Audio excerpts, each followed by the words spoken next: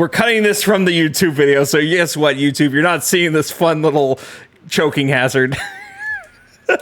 I'm never drinking water again. Why did this happen to me?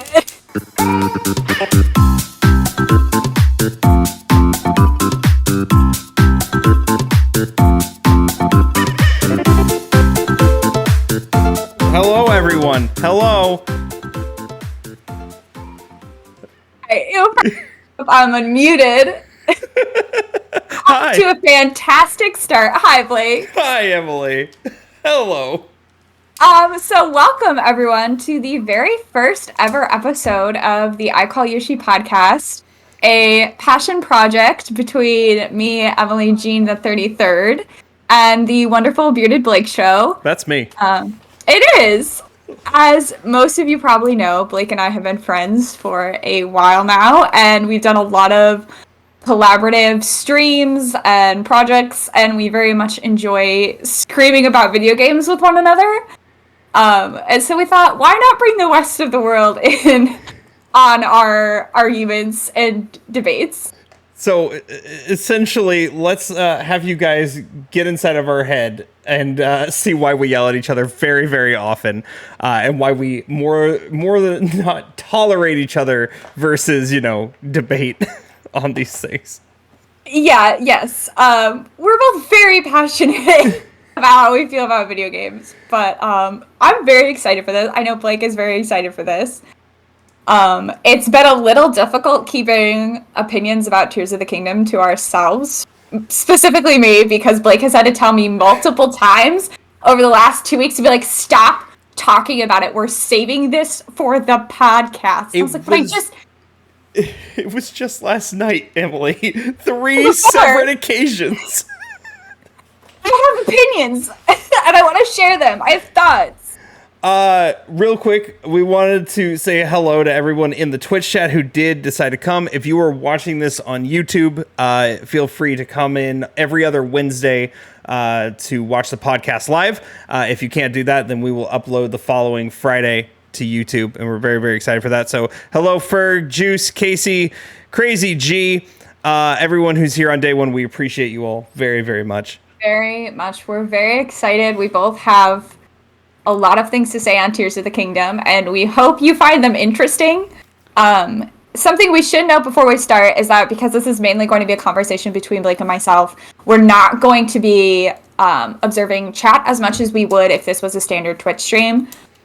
Please, though, put your thoughts on our opinions, whether you think we're right or wrong, chat amongst yourselves, and at the end of the podcast, there will be a time where we're going to go through chat and see what people think, answer questions, and discuss with you guys. But I just want to let you know we're not intentionally ignoring you. I mean, we are kind of intentionally ignoring you, but we'd want to mainly focus on, our discussion. We have a lot of content to get through. Yeah, we're not trying to tell you guys to fuck off, but go away. I'm just kidding. Cool. Please chat. We love and appreciate you guys. I think we're going to start off with introductions on ourselves, what we hope to get out of this podcast altogether, etc. And I guess, Em, you can start. Okay, I'll go first. I think everyone here knows me, but for those of you who might be listening on YouTube or Spotify later, my name is Emily. I'm a long time... saying gamer sounds so cringy, but yes. A long-time gamer, and a couple years ago, I started a Twitch stream. I play a lot of horror games, a lot of everything, essentially, but Zelda has always been my first love. It was my first real video game, Ocarina of Time specifically. Blake, keep your thoughts to yourself. And so I'm very eager to discuss this game, but also to not have to discuss my video game thoughts while I'm holding my controller screaming at the video game myself, and actually have an outlet now to force people to listen to my thoughts on the video games I'm playing.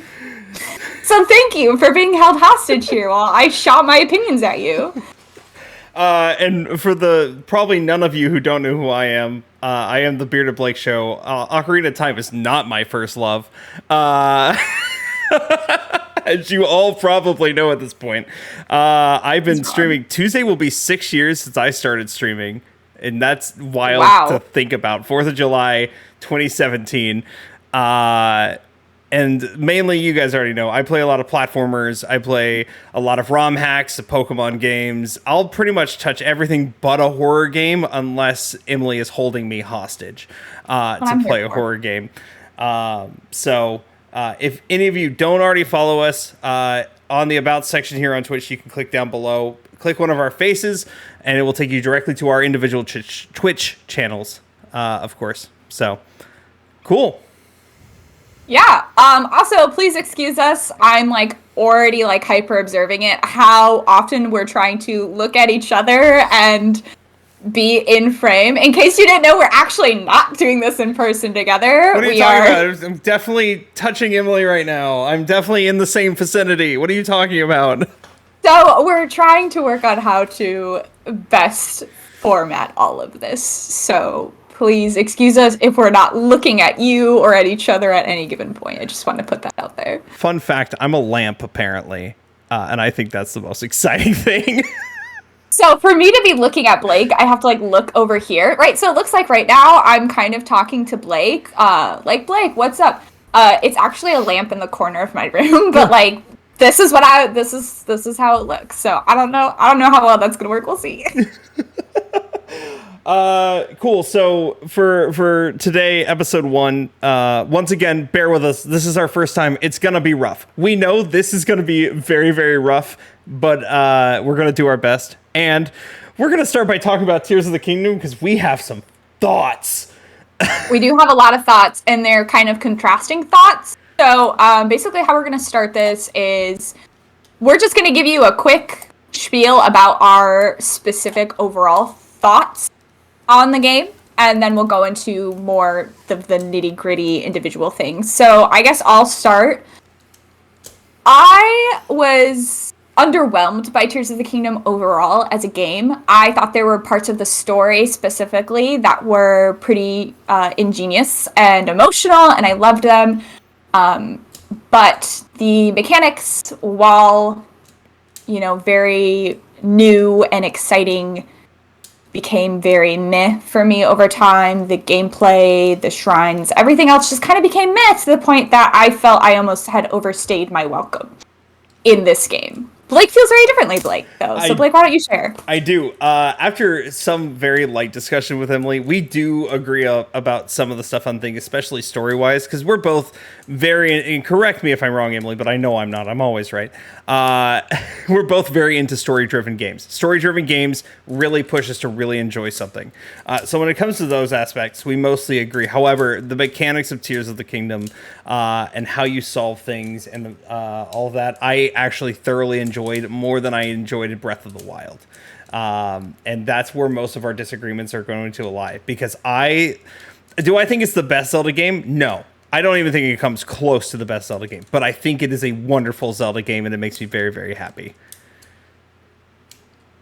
I'm not going to say you're wrong because we have the rest of the podcast to do that. So thank you for sharing your thoughts, Blake. You mean my correct opinions? Thank you.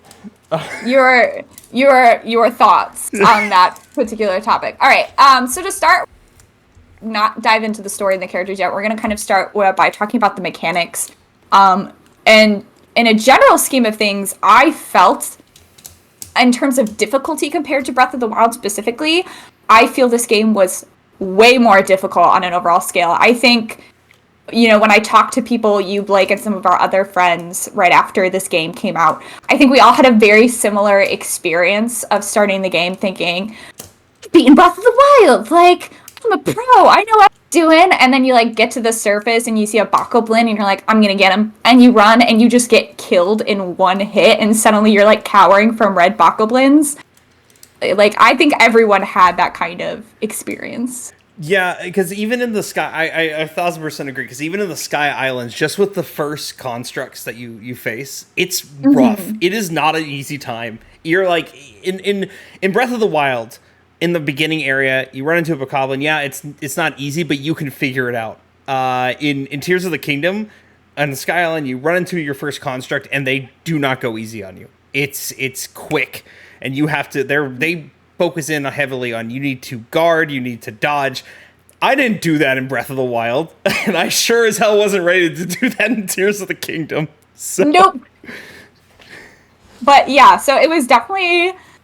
I don't even remember where in the overall game I finally realized I was strong and I could fight the Bokoblins without being afraid of them. But it definitely is a strong fight from the beginning to the end. Like, I never felt at any point in the game like I could go at any enemy and just like kill him in like a hit or two. I was always kind of being very aware of how many hearts I had and what my armor status was in a way that I'm not used to doing with Zelda. I think they overcompensated a lot because they did give you double the hearts of Breath of the Wild. Breath of the Wild, you had a max of 20 hearts or 18 if you had full stamina. And this one, you had a max of 40 or 20 or 38 if you had max stamina. I think they overcompensated too early on the difficulty scale. I understand having to ramp up the difficulty because they give you more access to more life. But this time, I think they just, they threw you right in. Do I think that it was unfair? No, but I do think they really want you to dive into those like dodging and parrying mechanics. Like from the get-go, they say you need to know how to do this. You really do. Yeah, I would agree with that. I also feel like another mechanic that they really made more difficult, and I understand this is because they introduced other new mechanics to make things more interesting, but especially right when you land on the surface, I don't know about you, but like I was looking for the weapons. Where are they? And then you get to Hyrule Castle, and one of the guards is like, all the weapons are corrupted. Like, they're rusted, they're yucky. Like, and I was like, no, he's joking. Like, he just means the weapons here. And as you'll very quickly learn, save for a few locations, all of the weapons in this game are garbage. And you have to make them good. So you can't just find a level like 50 weapon on the regular. You have to make it consistently.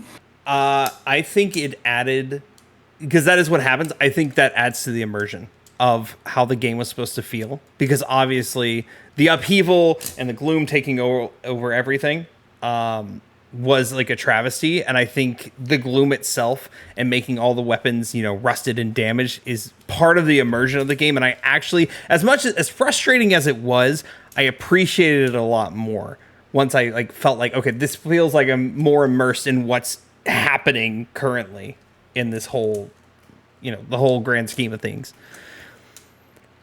I think that's fair. For me personally, got a little tired of this. This is kind of like leaning into the how do we feel about all of the new powers we were given.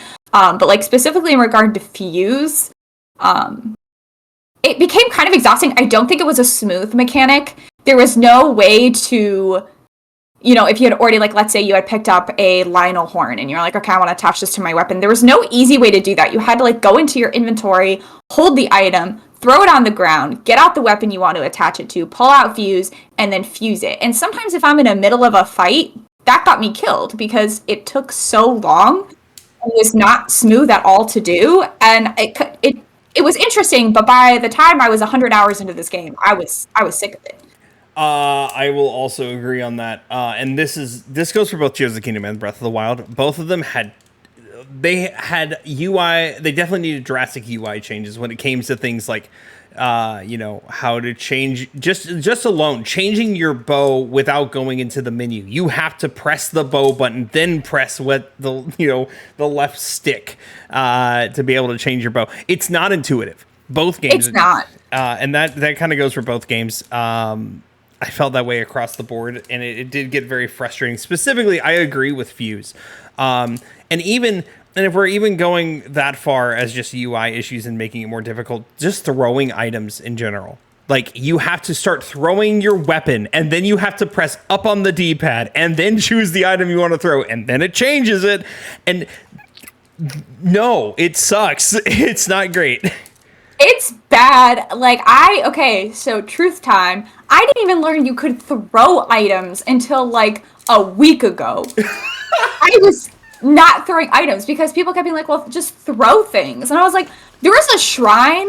There was like one of those like test shrines where they like take all your things from you and you're like learning how to do something. And I had to like wait forever to do it because it kept telling me to throw things, and I thought it meant like throw my weapon. So I kept throwing my weapon at this like construct, and I was like, no. I just kept having to leave it. But like that was not intuitive. Even after they told me how to do it, I had to be like, okay, I have to press this button, then this button, and then Link's gonna look like he's about to yeet the Master Sword into the abyss, and then he'll pull out the little bloom seed, throw it on the ground. It's not intuitive. You also don't throw very far. Like there was never an instance where I'm like, I need to throw an item. It was no, I better attach it to a bow so it goes where I want it to go. It never made sense to throw. No. Going back to the new abilities. So we talked about Fuse a little bit, which again, I personally like wasn't super into. Obviously, the biggest change to the mechanics is the Ultra Hand, the ability to pick up items, move items, and create and build anything from like a little boat to swim in to these ultra mechs that I saw people on YouTube building. And it was a very cool mechanic in my opinion. And I really enjoyed it. I'm not personally into the building concept. It's not my gameplay style, so it didn't have the like spark of creation for me that it had with so many people. Like I didn't feel the need to spend 45 minutes building a car when I could just teleport with a shrine. But it was very fun and very interesting, and I love what they did with it. I feel like maybe they leaned on that one mechanic a little too heavily for all of the shrines and the temples and the puzzles that you had to do, all kind of depended on that singular mechanic, which could be rough because if you weren't into the building mechanic, a lot of the game was so heavily founded in that. We agree that we both like it. I disagree that I feel like it... I also agree that it felt heavily into it, but I never felt...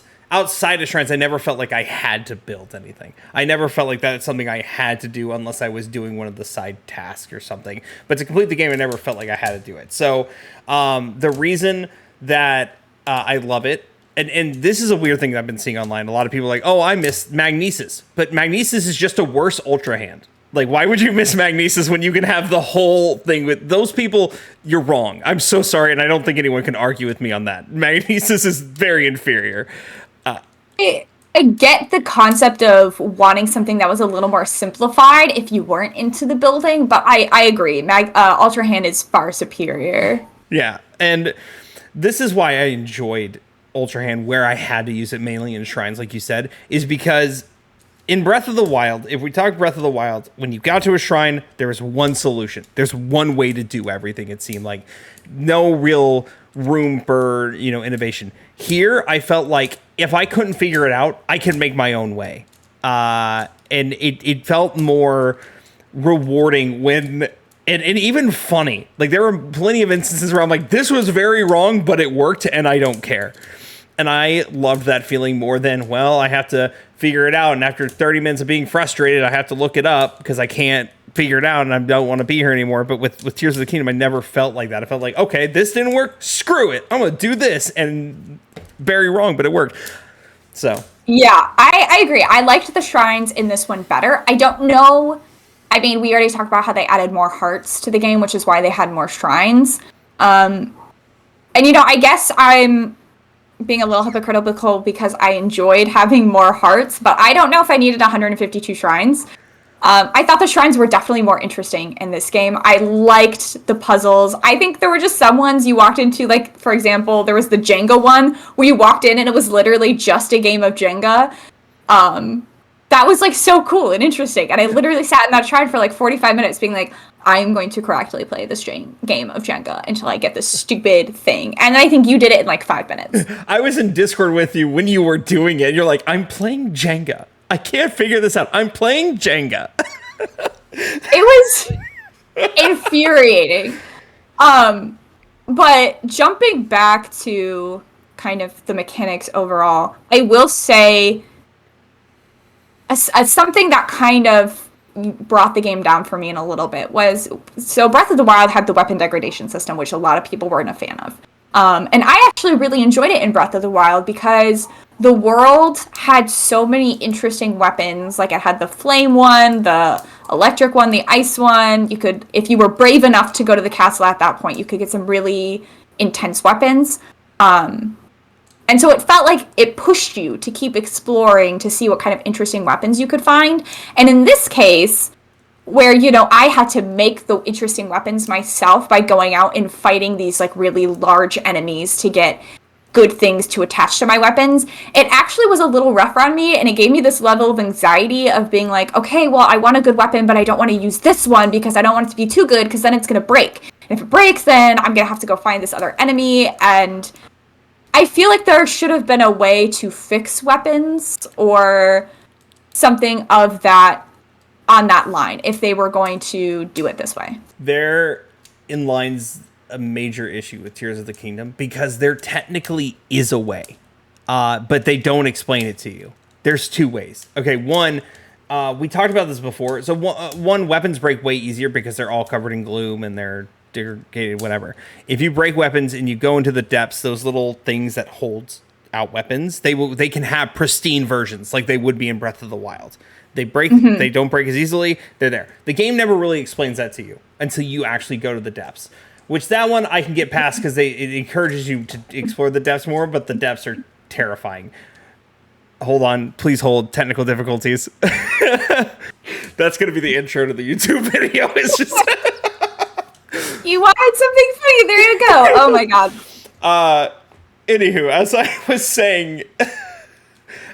saying, yeah. So, Breath, yeah, they don't do a good job explaining to you that you can get pristine versions in the depths, which is fine. I think that encourages you to explore the depths, as terrifying as the depths were.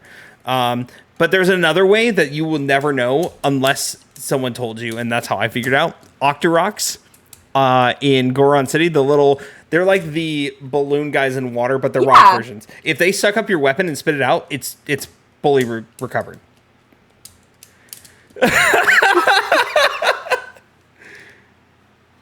I am so livid at Nintendo at this moment. I can't explain to you that this was truly an anxiety that lingered over me throughout the gameplay, especially when you told me about the Skyward sword that you could find at one point. It was a pristine, not tarnished weapon, and I wanted to use it so badly, but I was like, I can't. It's the Skyward Sword weapon, and I'm so anxious about losing it or losing any of these other especially with the large construct bosses that you fought and then they dropped those really strong attachments for your weapons. I did a lot of those really early on while I was exploring the Sky Islands, and I actually got really nervous later. I was like, did I kill those? Will they come back? What am I going to attach to my weapons when I have to go fight Ganondorf or something? And I think that was an element where, you shouldn't be anxious to use cool weapons in the game. You should be excited about that. And I think that mechanic could have been handled a little better if they were going to keep the weapon degradation. There should have been an easy way to repair your weapons. Yeah, I agree they could have done it better, but I feel like I figured it out earlier on to just use what you have because I knew once I saw the first Blood Moon, I'm like, everything's coming back. Because they weren't going to change. If they had it in Breath of the Wild where everything comes back, it was going to be the same in Tears of the Kingdom. That's when the anxiety kind of left. Like, okay, I'll just use what I have. And if I need more, I'll go back. Which is what happens. They did not change that whatsoever. But I feel like some kind of hint. Because, once again, weapons do break faster. They break way faster than they did in Breath of the Wild. Yeah. Even sticks break faster, which I think is weird. Everything's broken. I like weapon degradation. I'm not here to say take it away. I definitely think it had its place in Breath of the Wild, but where I feel like in Breath of the Wild it was go out and find new incredible weapons to use. This one was make them yourself, which is fine, but then they break and it just wasn't my favorite in this game. I just probably would have tweaked it a little bit. But overall I did like fusing things. I got a little tired of it eventually, but I thought it was really fun, the cool weapons you could make with it. I always felt really excited when I got something that was really powerful, and I attached it to my, little, level 5 wooden stick, and I was like, this is level 50 now. and you're gonna have to deal with this. So I'm about to make you more mad. Oh, I can't wait. And it's not even an opinion-based thing. It's something I also learned in the game. So let's talk about the Skyward Sword weapon, along with the other two. I think they're called I don't remember. They have a specific name, but they have to do with Wind Waker, Skyward Sword, and obviously Ocarina of Time. I don't know if there was one for Twilight Princess, because you can get. I guess I can tell you now. You beat the game now, so I guess I can tell you now. I got the outfits like in the depths, if that's what you're referring. It's not even outfits. Bagoron's sword you can get. Okay. You can get the shield from Wind Waker. I didn't know that. And then you get the sword from Skyward Sword. I did get that one. Right. So of those, if they break and you have enough pose and you've met enough pose statues, you can buy them again if they break with pose. But here's where it gets frustrating and why people are pretty much mad about it. I think the hero sword and the Skyward sword, if they break, they actually can't be resold by the pose. Yeah, I was right to shop. Like, I used it until it was literally like flashing red, and then I held onto it, and then when I finally built my dream house, I stuck it in there, and I was like, I'm never touching you again because I want to have you for all of time. But if you're okay with jumping to another topic, I got one more thing to say. Go for it. I do appreciate that Bagoron's sword was polygon like it was in Ocarina of Time. Like they kept it polygon. It made me so happy. That's so cool. Oh my gosh, I have to go find it now. It's not hard to find. I can tell you exactly where to go. Yes, please. You just have to find a Hinox, which is easy. I fought so many of those. Which one? It's a skeleton Hinox. Okay. It's literally like these not these geysers, but these like long, a tall dirt dauber hole, I guess is the best way to describe it. If you, on the outside, it looks like it's just a tunnel, a funnel, like coming up from the ground. If you climb to the top, there's a hole in it, you go straight in. Okay. Yeah, and it'll take you technically into the depths, and then you beat a Skella Hinox, and boom, there it is. Great. Well, send me more information later, and I'm gonna go get that because I really want to see that. It's so good. But jumping real quick, talking about like the mechanics in the world, and you've mentioned the depths and whatnot. I'm gonna talk about the like 3 levels to this game. Like obviously the sky, the main level, and then the depths. Because I think most of you are like me, and you notice that most of the marketing for this game was about the sky and the sky islands, and you'll be able to like fly between the islands and explore the sky. Like we're adding that new level. And the sky islands were very interesting, but after a while they felt repetitive. Like they either were empty or they had a shrine, and then you had to get something. You had to get the rock to the shrine. And so after a while, I was kind of like, I guess there's not as much to the sky as you think there is. But if that felt empty, the depths, which they didn't market at all, were so full. There was so much to explore, so much to do. Was it a pain to traverse sometimes? Absolutely. But like they had coliseums down there. There were really cool outfits to find. There's just so much to the depths. So I wanted to talk about those briefly. Yeah. Let's start with the sky because I think it's the easiest. I'm mad about the sky. I'm mad about how they handled the sky because sure, they were interesting. Like you said, interesting at first. It was the whole starting area. The starting area was great for it. But after a while, like you said, it got repetitive. Also, I don't feel like there was enough sky islands. There weren't. Yeah, and they were all pretty plain.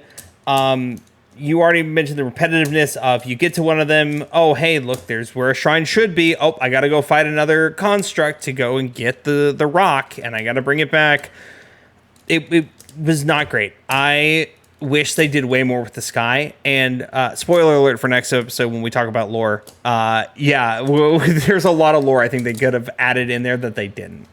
I don't want to touch too much on Skyward Sword, but I am going to bring, like, Nintendo has done good Sky Islands before that have things in them, that have, like, things to do. And they've done it. Nintendo, we all know you have. I don't know why they were going to market the sky so heavily if there wasn't going to be anything to the sky, really. But, yeah, I won't go too much into that. But the depths were a welcome surprise. I avoided them for a long time, but once I went down in them, I was like, this is interesting. This is fun. I love the depths because I think you and I had the same feeling. We went down to the depths and we're like, I don't want to touch that with a 10-foot pole. This is scary. This sucks. But when I went down to the depths and I started, I built the famous bike that you can build to traverse down there easier.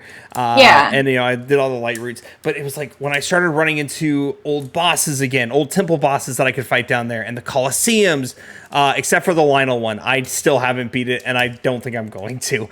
I did. This is the first one I did. You did the Lionel one first?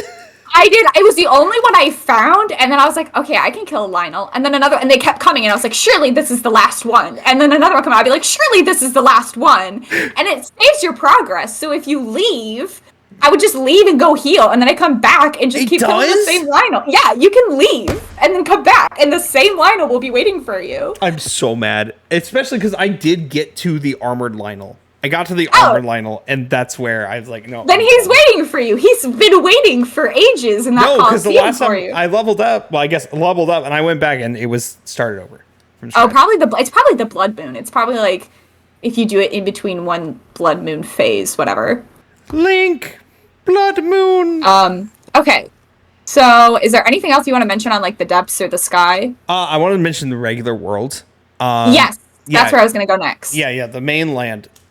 I'll let you go first, because this is going to be the weirdest thing I have to say, so I want you to go first, because I think I can go into pretty good depth about not the depths, but the mainland.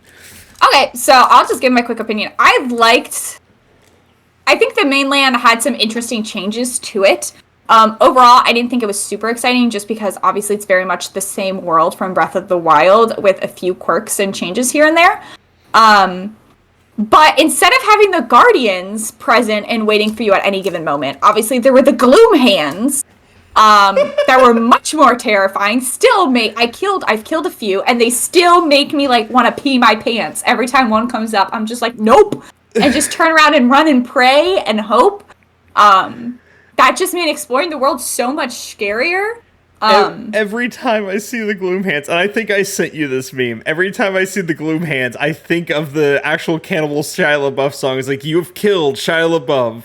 Wait, he isn't dead. Shia surprise. Because that was the biggest twist when I finally beat those terrifying hands, is that, no, you're not done. What are You're not done. They're not going down, bud. They were a lot. But yeah, overall, I didn't find the mainland as exciting.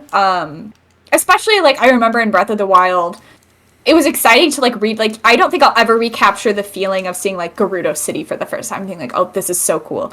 Or, like, that feeling when you went into Hyrule Castle in Breath of the Wild, before the end of the game, you're like, I'm sneaking, I'm climbing, like, are they gonna see me? Ooh, I got these really cool weapons, and got out. Like, I felt like I could just go into Hyrule Castle and get what I wanted, and I was fine. I actually did that very early on. So, mainland wasn't as exciting for me.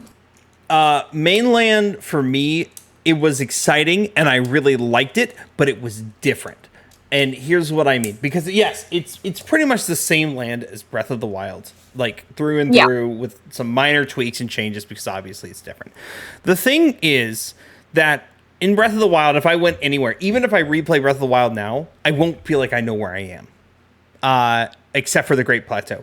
When playing Tears of the Kingdom, once I went to an area and I came back, for some reason, I'm like, oh, I know exactly where I am without looking at a map. And I'm totally fine. I don't know what it is. I don't know why.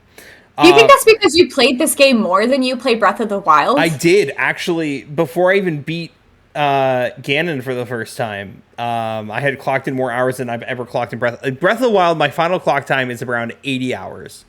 And Tears of the Kingdom, before I even fought Ganon the first time, I was already at 120, 130 hours. Because there was just so much to do. Yeah. Maybe that's it. I don't know. But I loved the mainland. I will say this, and this I think Breath of the Wild did better, and this may be in the point of the depths, but they didn't. I can't believe I'm saying this. I miss the Guardians. I absolutely miss the Guardians lurking around out of nowhere. And I know they're the Gloom Hands, whatever. Like you said, I miss the Guardians because I think they should have still had them to some capacity. I feel like all of that ancient tech and all that stuff we got in Breath of the Wild was taken away. And it wasn't really explained ever. Yeah, exactly. Like we don't have the four. What are they called? What are they called? Champions? Not the champions, but the machines they're on. Oh, the Divine Beasts? Yeah, the Divine Beasts. Yeah, the Divine Beasts are completely gone, which I don't see how you just get rid of those. They're massive. How are they just gone? No idea. Second, yeah, there were so many Guardians everywhere, and you could see remnants of where they were. One of them that's on the Great Plateau is now a hole into the depths, which I think is really, really cool. But I miss having... I don't know. I feel like they should have kept that ancient tech there or had some kind of explanation as why is this all gone. The stuff we saw that was 2 years ago in game. Why is this stuff all gone? I agree. I felt in a way they worked harder than they needed to explain some of their tech, like the Purapad. Like, I don't understand why we did that. Like, why did she make that? And we made it to be like, it was this new crazy technology. In the last game, we literally had the Sheikah Slate. It was the exact same thing. And we just reinvented the wheel and gave it a different name. And I agree. I liked the Guardians. Like, the Gloom Hands were scary, but they're very sparse. Like, I think you told me about them, and I was like, what are you talking about, Blake? And you kept asking me every time I played if I had found the hands yet. And I was like, what fucking hands? I went, like, tens of hours into this game without ever finding the hands. And I think the Guardians...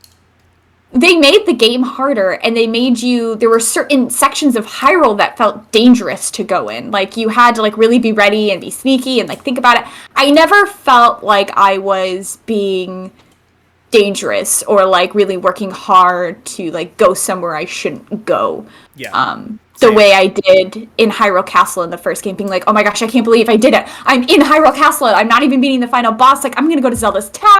Like, this is so cool, and I didn't get that feeling. Even, and I 1,000% agree. Even Hyrule Castle, just sneaking in there, because you can get there pretty early on. You don't have any crazy tech to get in there early on. You can do like first thing after you get the parachute, paraglider. But even getting in there now, there's gloom everywhere.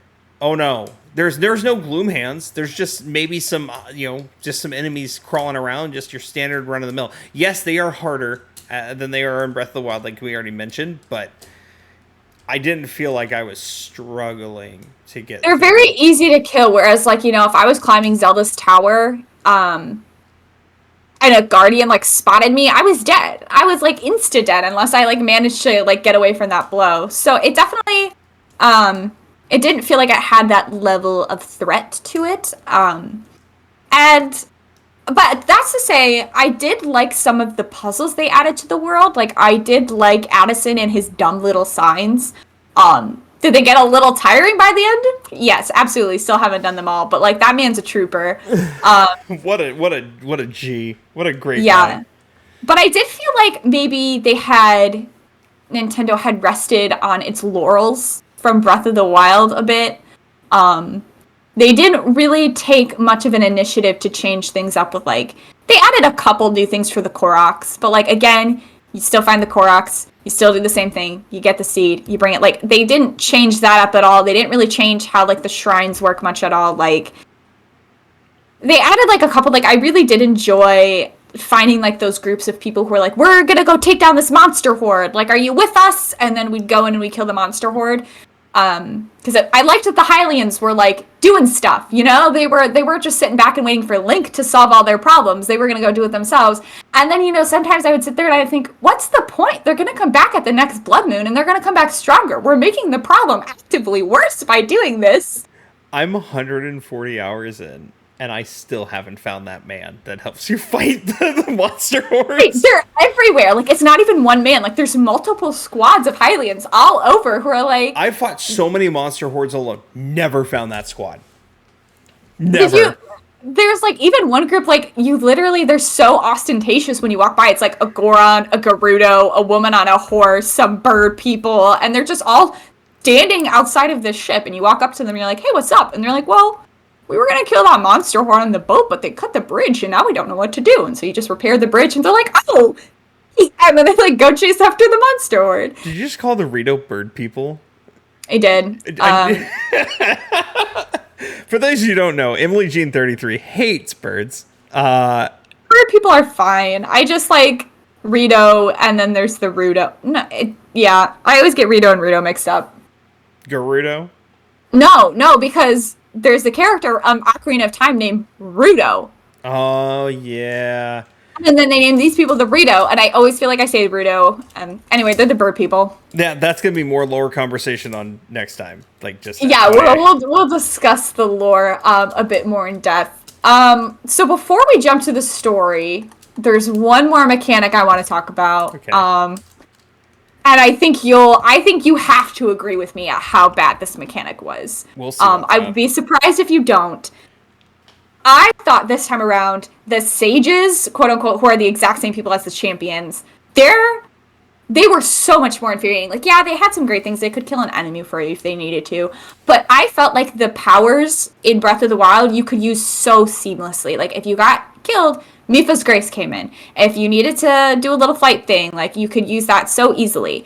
I felt so burdened by these sages chasing me everywhere, like little ghosts, little gremlins I forgot about until they were running at me and I thought they were an enemy. And like, when you need them, they're running away. And when you don't need them, they're standing right next to you so that when you're trying to pick up items, you're accidentally like triggering them. None of it felt intuitive to me. And yes, you can turn them off, but then you need their ability for something. You gotta go manually back in and turn them back on. Yeah, I think everyone agrees about how their AI is just really bad in general, especially with the running away when you need them and not staying by you when you don't.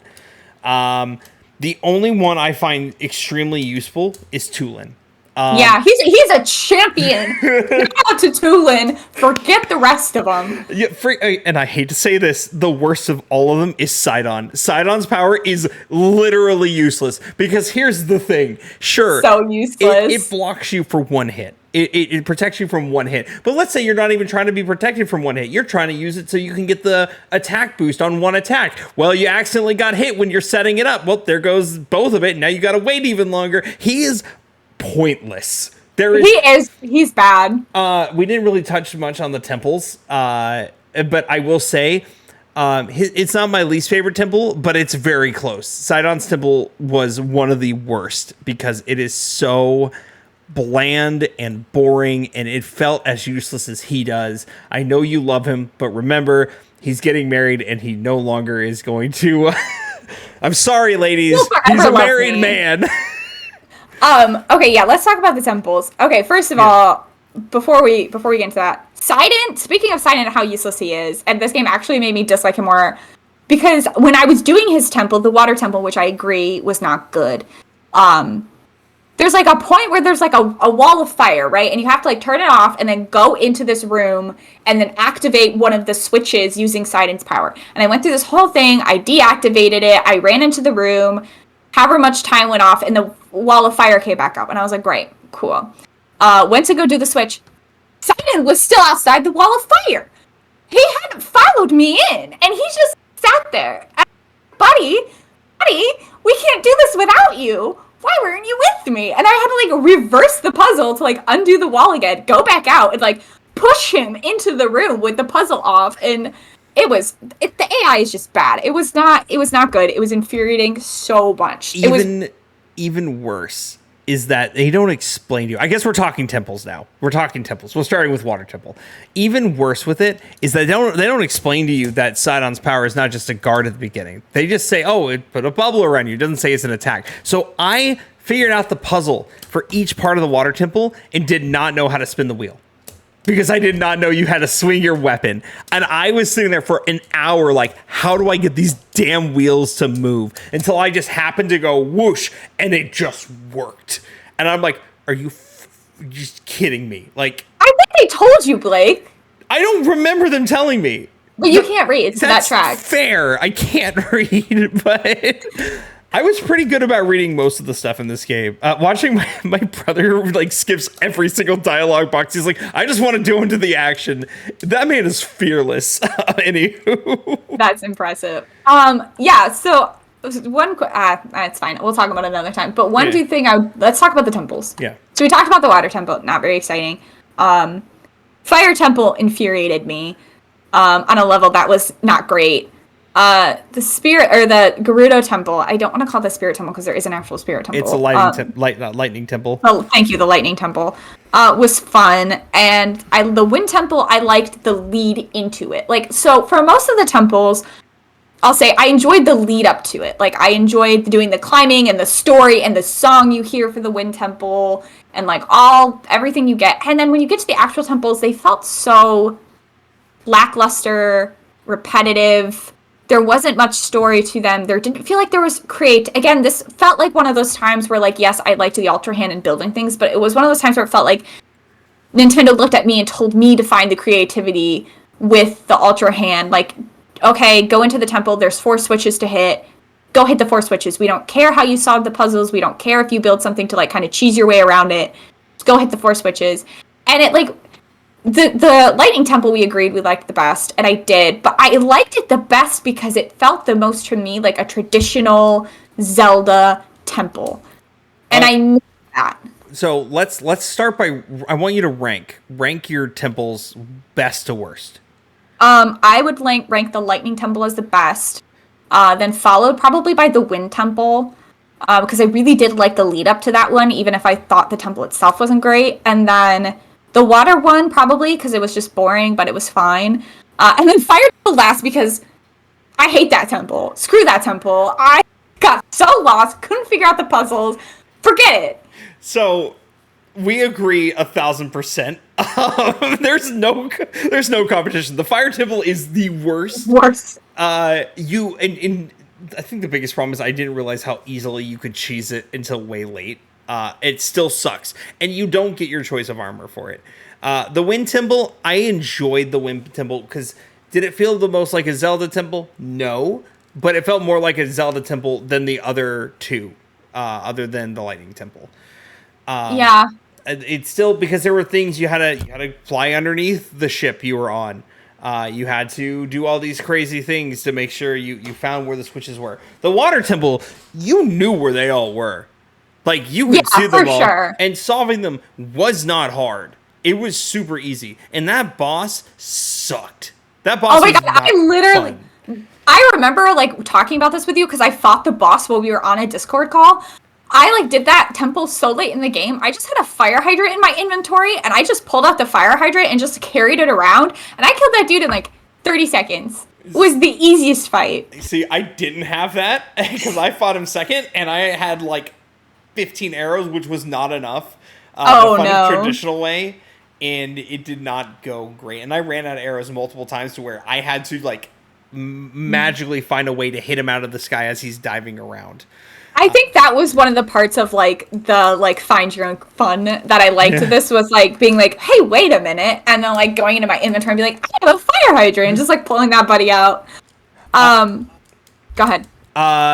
If we're talking bosses, oddly enough, I will say that the Lightning Temple's boss was my least favorite, even though it was my favorite temple. I agree.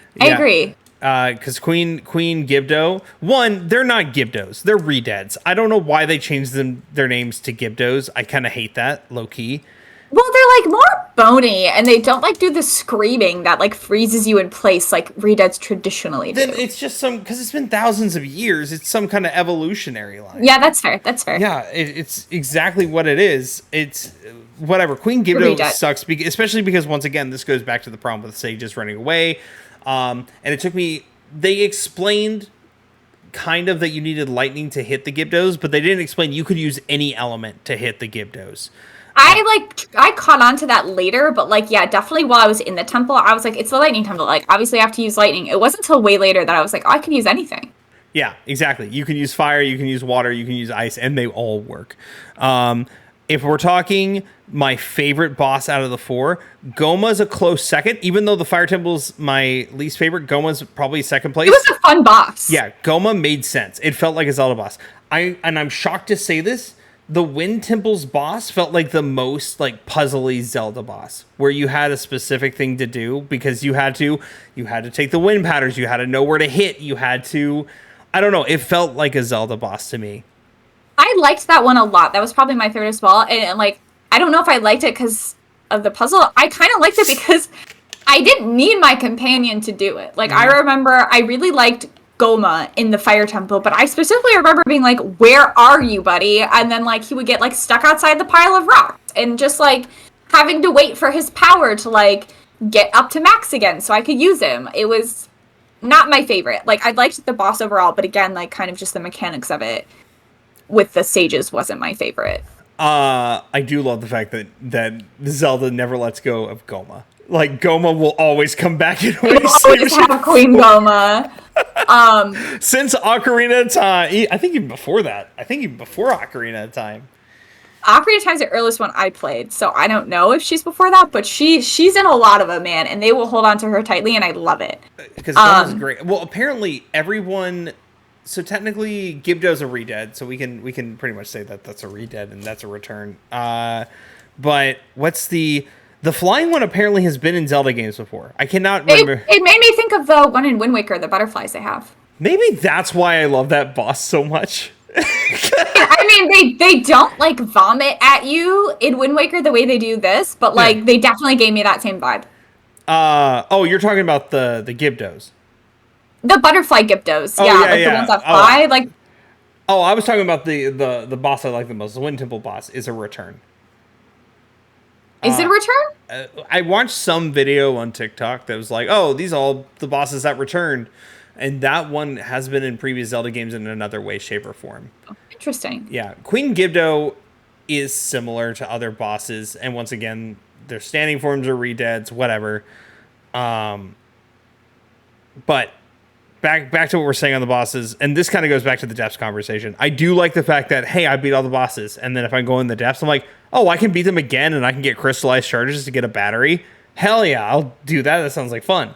I have mixed reviews on that, and I guess this kind of goes into my criticism of the temple in general, where I feel like I want the bosses to be scary. I want the temples to have atmosphere. Like, I miss, like I said, the Lightning Temple was my favorite because it reminded me the most of a traditional Zelda. And I miss those. Like, I felt like the traditional Zelda temples were so creative and interesting. Like, you know, especially the Wind Temple reminded me of the Sand Sea from Skyward Sword.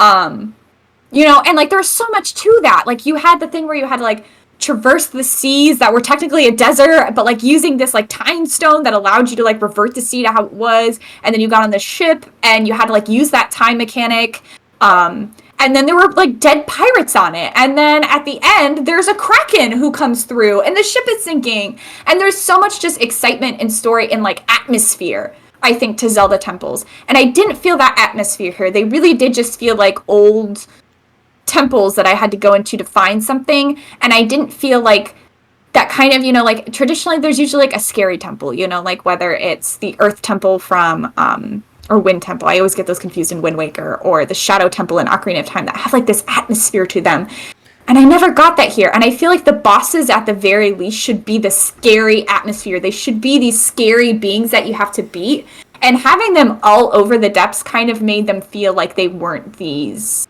scary things that I should be nervous about fighting. I will disagree on 2 out of the 4 when it comes to atmosphere. Water Temple felt no atmosphere. Fire Temple, yeah, kind of were forced to feel atmosphere, but it felt forced because it was in a lava pit in the depths. It didn't feel great. But I get what you mean, atmosphere of a Zelda Temple. The Wind Temple, we'll start with Lightning Temple because it's the easiest. We agree it felt like a traditional Zelda Temple. Yes. It felt very, very, you had to get Ruji through to the temple portion, which that was a puzzle in and of itself. And then after that, you had to, you know, move lights around and everything. That felt very much, you and I have said this before, the Spirit Temple E from Ocarina. Which is great. The Wind Temple, to me, did have the atmosphere, and it's probably because the entire time I was going to the Wind Temple and I was in the Wind Temple, I was thinking Wind Waker on a giant ship. I was really excited because for those of you who don't know, Wind Waker is my favorite Zelda game of all time, and thanks Emily here for making me play it. I would not have played it if she didn't force it upon me. But the entire time I felt like this feels like it's reminiscing of Wind Waker, and it feels like truly a wind temple. And even Colgera, the boss, was, I guess this is why they're my top 2. Colgera and Queen Gibdo, even in the depths, are terrifying. They are terrifying. Goma's not terrifying. Goma's just Goma's Goma. Goma's fan service at this point. Love Goma though. What a legend. What a queen. And whatever. I don't even know what Sidon's boss is called, but I don't care. It sucked. He's whatever. Yeah, he wasn't great. No, he didn't. Sidon's temple. My God, the more okay. In terms of atmosphere, water temples in last. In terms of fun, fire temples in last. But like, so here's the thing. Like, I enjoyed the wind temple, like you said. But like, here's where I feel like it kind of misses the mark. Like, it starts off with being like, okay, the storm is happening. There's the storm cloud. Can we get up to it? And like, I don't know if you listen to the song, but like when you first get to the Rito village, there's these 4 little like bird children who will sing you the song about the hero that once was, and like this magical ship he used to like save the day. And like the whole time you're like going up there, it's building this atmosphere, it's building this like intensity. And I was like, oh man, like there's this whole lore with like this hero who used to exist in this magical ship he used to use. And I feel like you get up there and then there's nothing. Like, the ship is empty, there's nothing to it. And then, yeah, you fight the boss, and the boss is fun. But, like, I feel like in a traditional Zelda game, maybe there would have been some ghosts up there. Or, like, you would have had something with the spirit dude. Or you would have, like, powered the ship up in some way. It felt like you kind of got to the ship, and then they're like, well, it's the ship. Here you go. Like, what else? It's the ship. Which is I felt like there should have been some magical element to it to make it, like, come back to it. I will agree. I think they try to push what their idea of what would make you feel that way was the ice everywhere, was the fact that it was causing ice everywhere and everything. But I think you're right. I think it is missing something. But once again, it was enough for me, and it spoke to my heart enough because I was thinking Wind Waker at all times. Totally fair. I don't think it completely missed the mark. I think it's close. But I will say this. I think we need to move on to story because we are running on time here.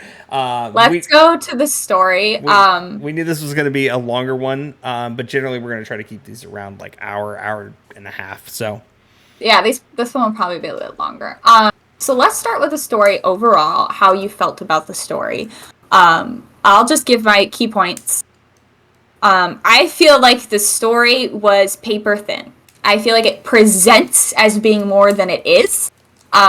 When you first saw trailers and you first like get into it, it's this whole culture of this new species, this new civilization of this ancient tech and these sky people, and it feels like it's like Ganondorf's back, and it feels like it's going to be this really big thing with this deep lore and story, and it was almost as superficial as it could have been. It didn't really deeply touch on anything. They didn't give you really anything about the Zonai, but I won't go into too many points. We'll talk point by point, but overall, I felt like it wanted to be deeper than it was, and it was a little bit of a disappointment, save for the beginning and the end. I think most of the story section we're going to agree 1,000%. But I can say the same about Breath of the Wild in different regards. Well, starting in Tears of the Kingdom in general, we agree. Beginning of the game, perfect. End of the game, perfect. I think the beginning of the game gave you enough about the Zonai at that point too, for you to be like, oh, we know they exist now. We know a little bit about them. We don't know a lot. I will agree they did not give you enough to go off later, which means, come on, Nintendo, we need more information about the Zonai, especially for real, timeline-wise, and we'll talk more about it in the lore episode. The middle of the game is just kind of dry when it comes to story. Breath of the Wild was better in the middle section. So Breath of the Wild's beginning was bland, end was bland, middle was great. Tears of the Kingdom, beginning great, end great, middle bland, with the exception of the tears, but we'll get to that when we get to that. Yeah. Sorry, go ahead. And then, like I already said, the end is I could not have asked for a more perfect ending of it. And we'll talk about this more next week. I feel like you said with the trailers, I think the trailers did hype this thing up to be way more than it actually was. Because you and I had been theorizing, how is this going to do? This is going to connect everything all the way back up to Skyward Sword, and it didn't. And like, I don't want to say like the story's bad because our theories didn't turn out to be true, but like our theories were better than what they were. Like, I'm not here to say the Zonai were bad, but like, here's the thing. Nintendo, if they wanted to make this whatever, they already had a culture of people who lived in the sky before and had robots. Like, they had the robots in the Lanayru Desert. Like, we already had everything this game needed to be like how can we pass off the Ultra Hand, if that's what they were doing this for. But they made this entire new species, added to the lore of the world, and they did nothing with it. You only see 2 Zonai throughout the entire game. Minoru you see for a total of maybe 5 minutes. Rauru you get a little bit more of, but like you don't learn anything about them. You don't learn about like their culture, you don't learn about their customs, you don't learn about their relationships, how they came to be, where they went. You learn nothing. Well, one, I realized we never talked about Minoru's temple, but I don't think it matters because it was just kind of It's nothing. It's nothing. It's nothing temple. But technically Minoru travels with you and she has some dialogue, but there's not a lot there. And I will give this about Minoru. Minoru has, when you do unlock Minoru and she's a companion, she actually has some kind of ambition and some kind of reason to help you. She's like, hey, I really screwed up and I need to fix it.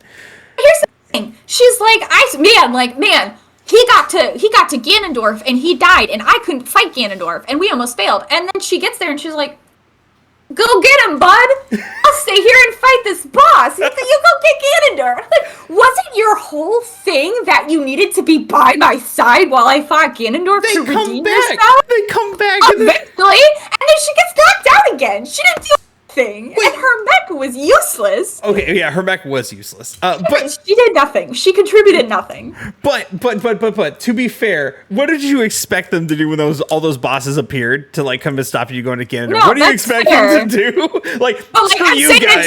We're going to Ganon anyways. Y'all wait here. We'll deal with you later.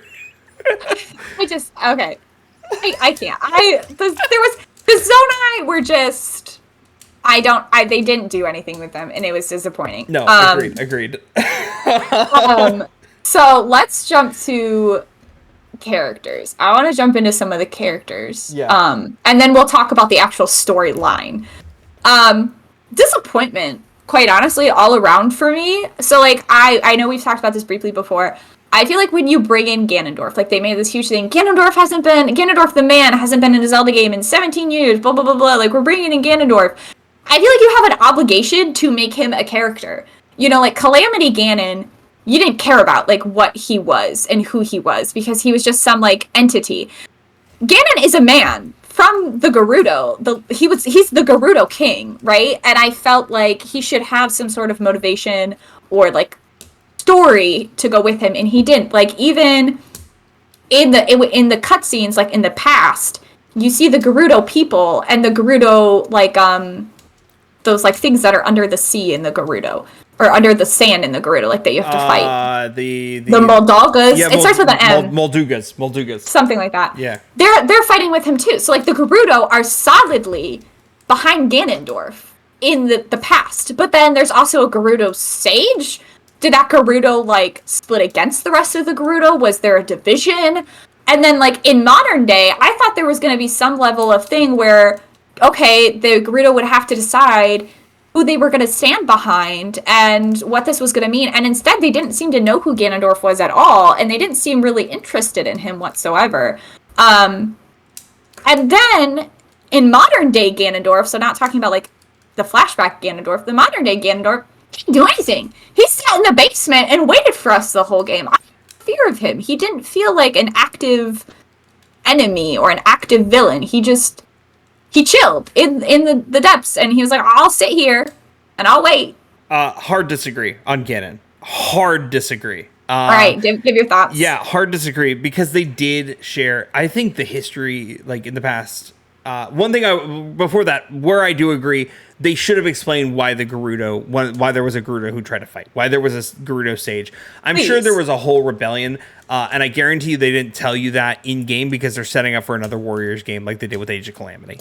I can almost guarantee there's going to be, I'm not going to buy it, I'm not going to play it, but I guarantee that's the reason why. Like, don't hold back story, just, like, put it in, like, a word, like, I don't know, it did feel good. Agreed there. However, there is multiple times in the tiers where he just explains his goal. He is king of the Gerudo. Wants to be in charge of everything. His whole goal is to rule and take over everything. But why? Because he's a reincarnation of Demise. There's because he's no evil? and that jumps into lore, but that's the whole purpose of demise and the reincarnations. Like, I don't think they needed to explain.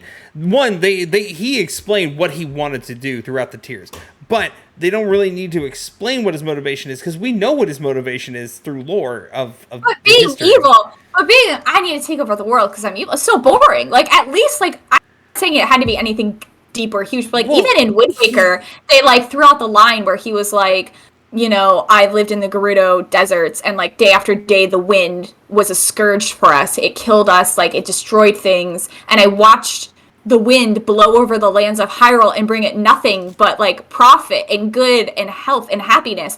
And he had that bitterness. I'm not saying it had to be something deep, but at least like the Wind Waker game, you could look at it and be like, I understand why you grew for this resentment. He mentioned in his past things that he was trying to bring the Gerudo people to greatness multiple times. He wanted the Gerudo to be the strongest people.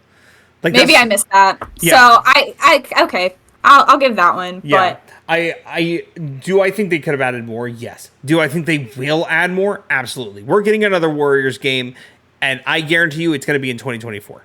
But do you think that modern day Ganondorf, like in the present Zelda, like when Link is fighting things, do you agree that he was not scary and just kind of silly, sitting in the basement waiting?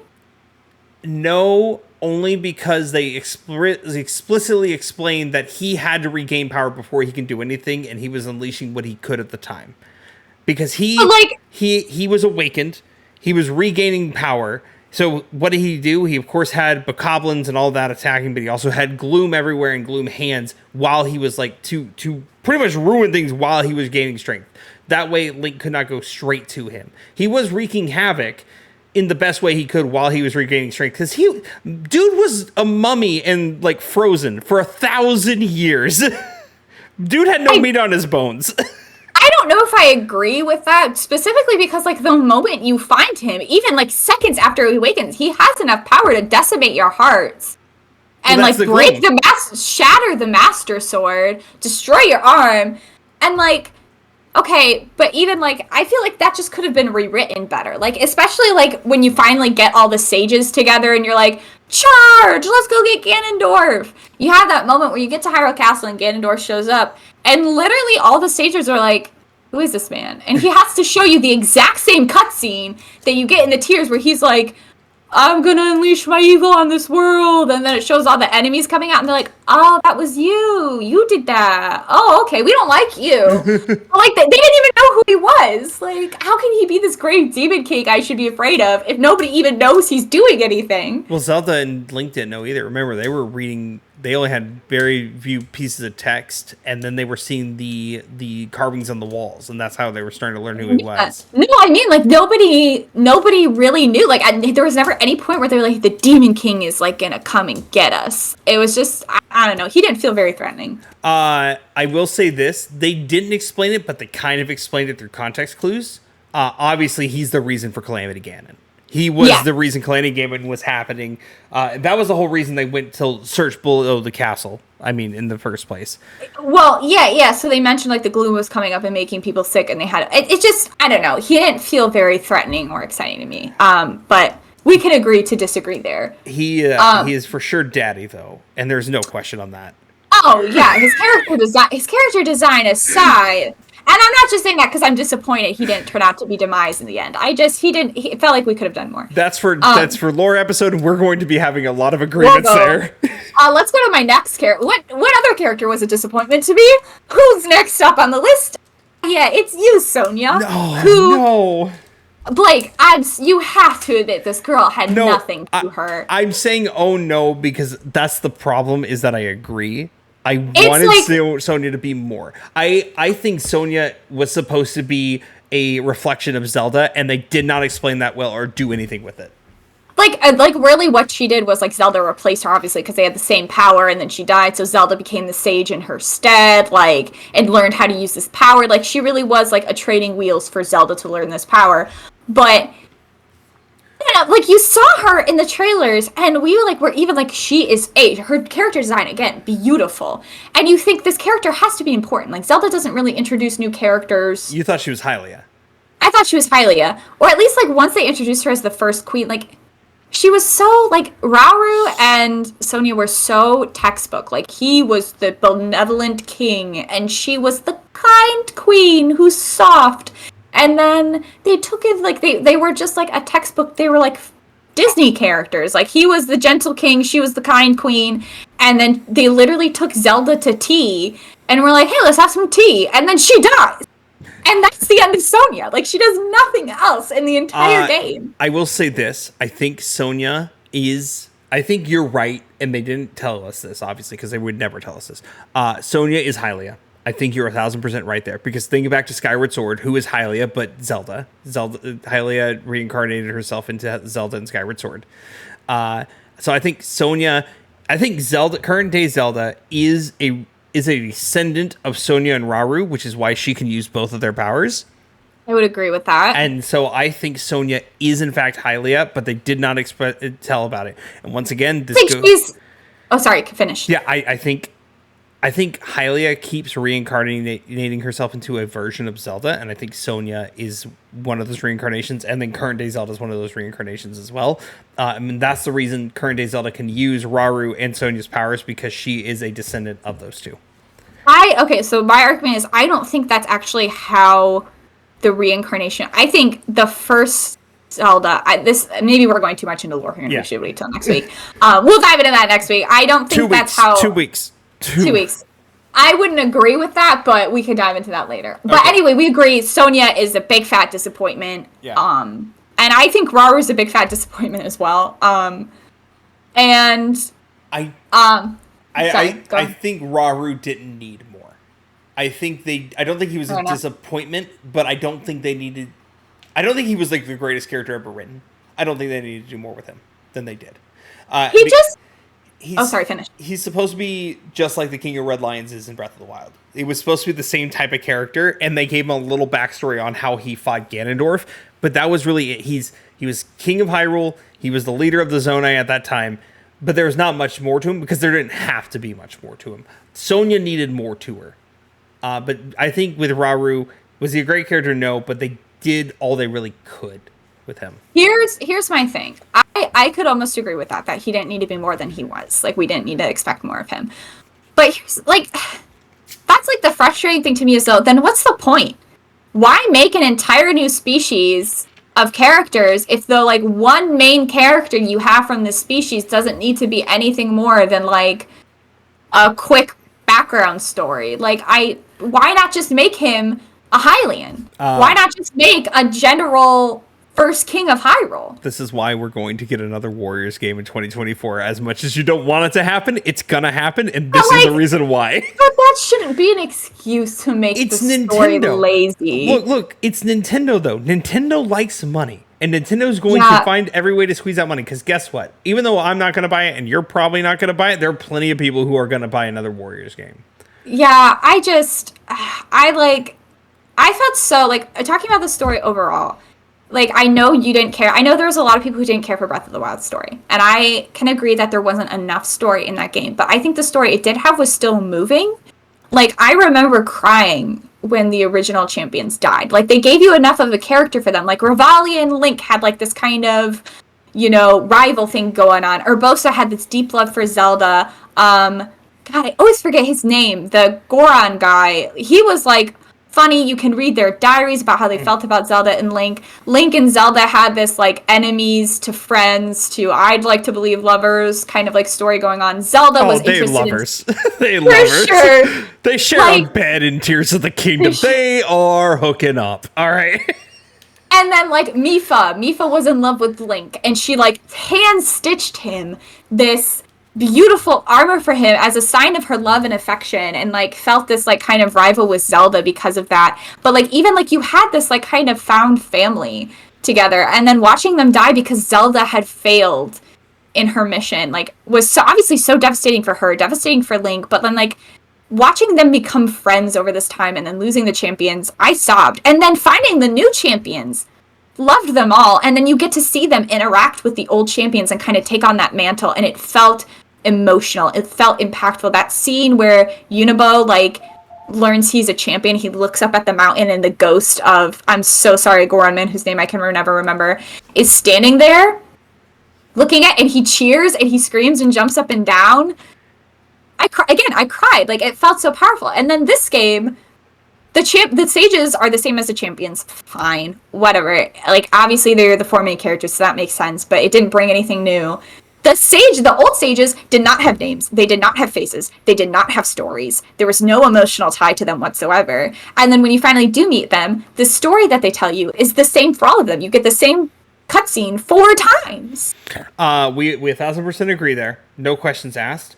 I don't know if you did notice this. All of the original sages masks are divine beast heads. I didn't recognize that until I found one of their masks. I found the water sage's mask, and it is the elephant. It is. Yeah. But besides the point, you're absolutely right. There's nothing special about the sages versus the champions. There's no questions about that. However, I felt more emotional when it came to things.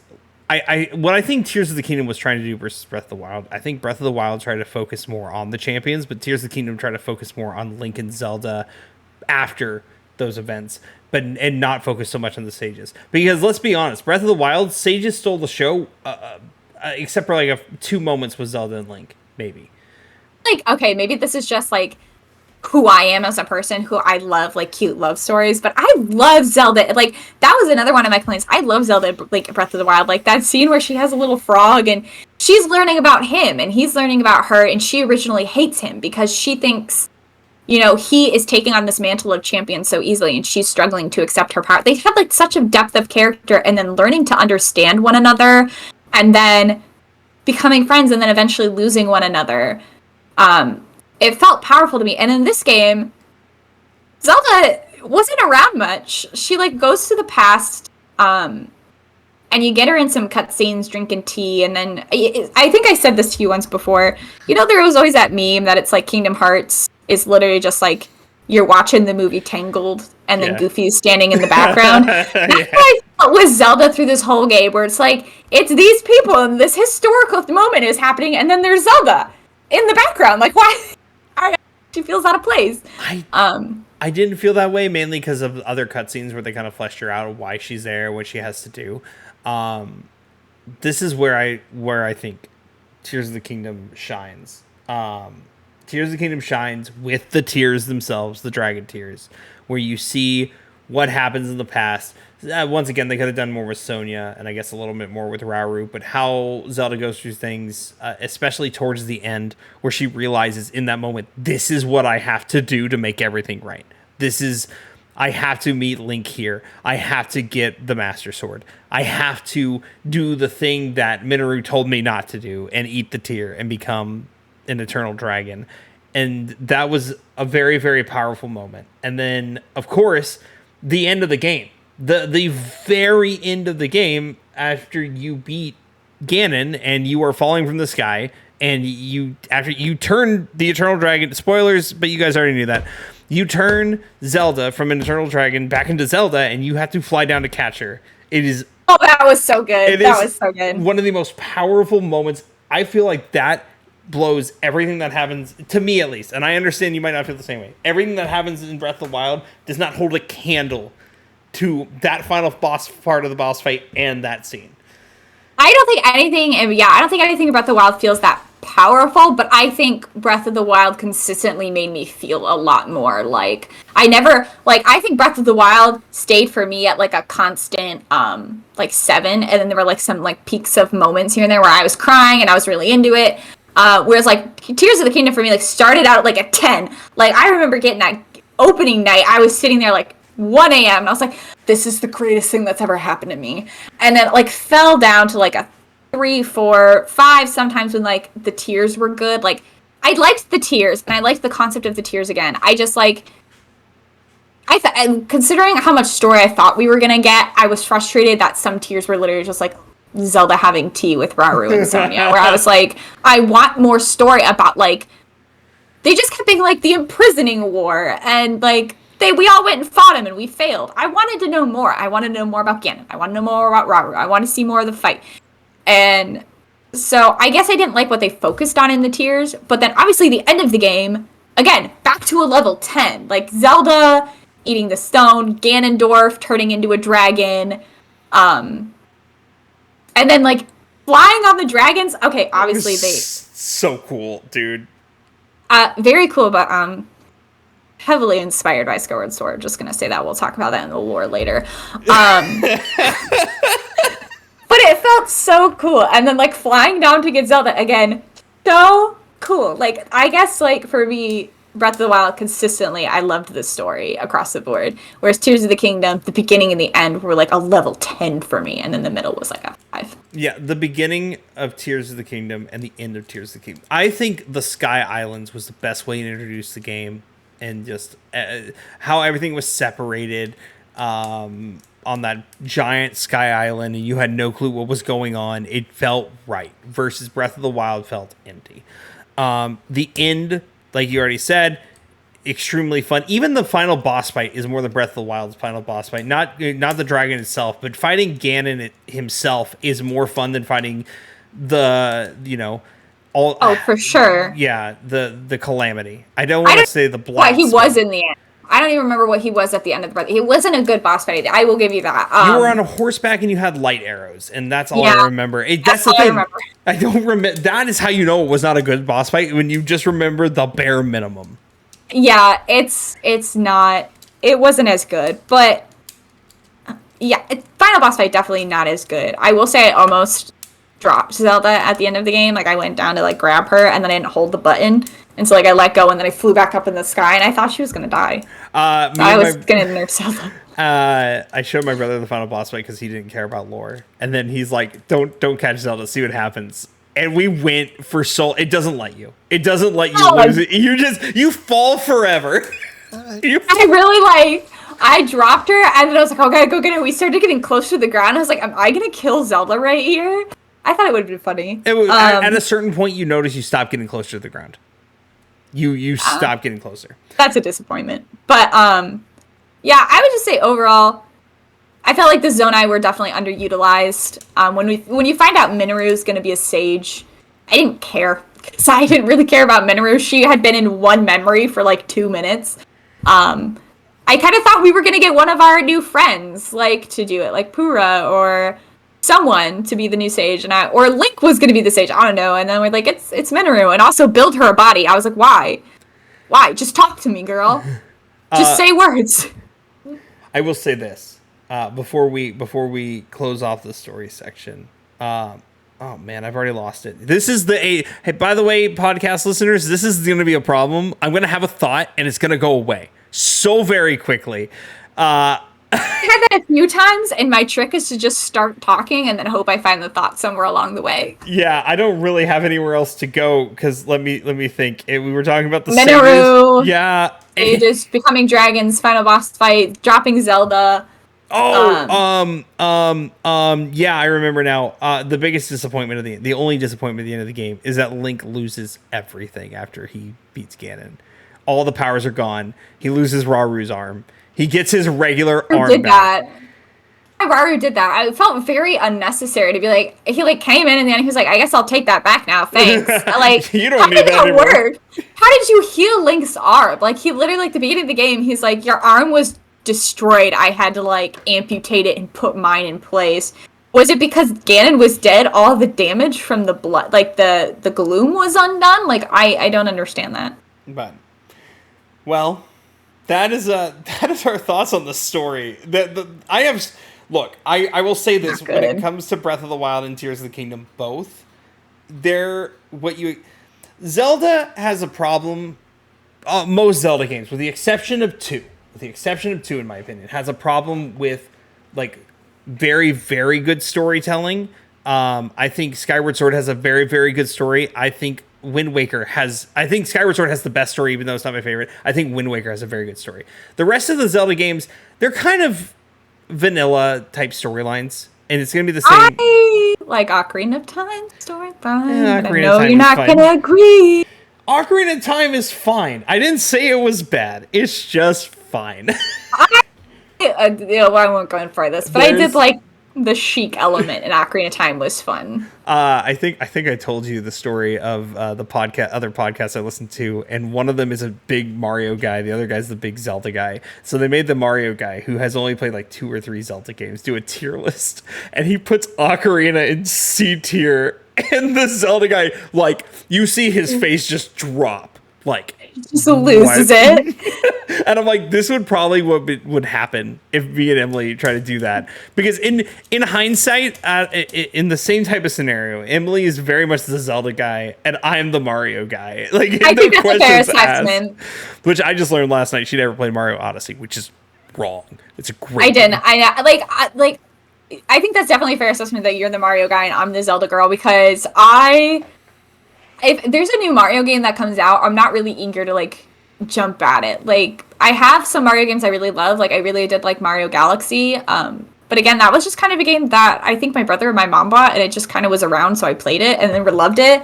And the Paper Mario series, which, again, we just had for the N64, so I played it and loved it. But, like, if a new Mario game comes out, I'm not going to be like, man, I can't wait to play Mario, but, like, a new Zelda game comes out, and that's going to be my life. You know what's funny about me and Mario, though, is that I was okay with Mario like you, where I would get in, I would play it, except for Sunshine, I played religiously. But when Mario Maker came out, and I learned about Mario Maker, what it actually was, and I bought a Wii U, again, specifically for Mario Maker, and I played that, it made me like, I want to play all the Mario games again. And I played through every single one except for the side games, like, you know, Paper Mario at that point. Except I had played Thousand Years Door as well at that point. But I played through all the 3D ones, all the 2D ones. I'm like, this is good. Like, I thought this was like vanilla gaming. Like, it's like if you chose Mario and Mario Kart or Super Smash Brothers, you were basic. Yeah, you're basic. But playing the games, I'm like, this is not basic though. This is actually really good for what it is. This is fun. This is actually fun. And, like, I don't know why, because I do enjoy Mario games. Like, I played Super Mario 64 when I was a kid, and I played Luigi's Mansion, and then I played Paper Mario. They've never been, like, a source of, like, oh man, I really gotta go play this game. I love Mario games. And so I'm ready for Mario RPG. Okay, for everyone watching on YouTube, this is where the segment's gonna end. We are gonna put, like, a 1.5 section where you can see us answering questions with chat and talking to chat. So if you're interested in that, make sure you watch the next video that will be posted probably later the same day. And if you want to be part of the conversation for the Point at 5 episode, make sure you join us on the Twitch channel, twitch.tv/ICallYoshiPod. Or if you want to catch me and Emily individually doing our own thing, you can find Emily where? What's my name? Twitch.tv/EmilyJean33. I had to think about that one. You can find me on twitch.tv/The Bearded Blake Show. Our links will be down below on YouTube. So thanks for watching this segment. We're going to go and talk to chat now, answer some questions, see what people's thoughts are, have people yell at us. It's going to be a good time.